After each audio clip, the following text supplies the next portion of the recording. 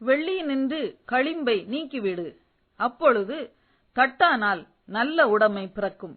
நீதிமொழிகள் 25:4. ஆம், இது எத்தனை உண்மை!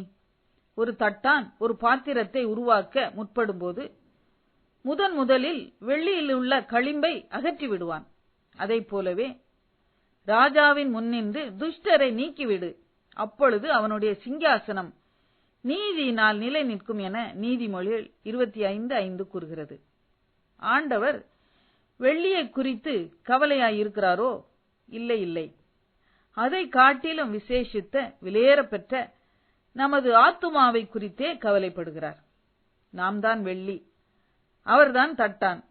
நம்மில் உள்ள களிம்பை ஆண்டவர் நீக்கி விடும்போது நாம் ஆண்டவருக்கு பிரயோஜனமான பாத்திரமாய் விளங்குவோம். அல்லேலுயா. வழக்காடுவோம் வாருங்கள் என்று கர்த்தர் சொல்லுகிறார். உங்கள் பாவங்கள் சிவேரென்றிருந்தாலும் உறைந்த மலையைப் போல் வெண்மையாகும். அவைகள் இரத்தாம்பர சிவப்பாயிருந்தாலும் பஞ்சை போல் ஆகும். உன் வெள்ளி களிம்பாயிற்று, உன் திராட்சரசம் தண்ணீர் கலப்பாயிற்று என ஏசாயா 1:18-22 வாசிக்கிறோம். இயேசு கிறிஸ்துவின் ரத்தம் சகல பாவங்களையும் நீக்கி நம்மை சுத்திகரிக்கும். நமது பாவமாகிய களிம்பு நீங்க இயேசுவை அண்டிக் கொள்ளுவோம், பிரகாசப்படுவோம்.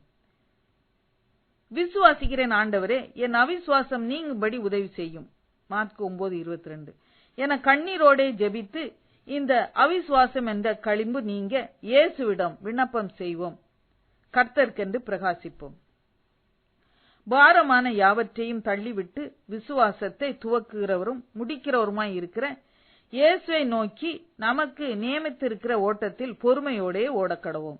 எபிரேயர் 12:1. ஆம், பாரம், கவலை இவை நம் ஆத்துமாவில் களிம்பை போல ஒட்டி கொள்ளும் என்றால் நாம் இயேசுவுக்காக பிரகாசிக்கவே முடியாது. இன்றைக்கே நமது களிம்புகள் அகற்றப்படட்டும். நம்மை நமது பரம தட்டான் கரத்தில் ஒப்புவித்து விடுவோம்.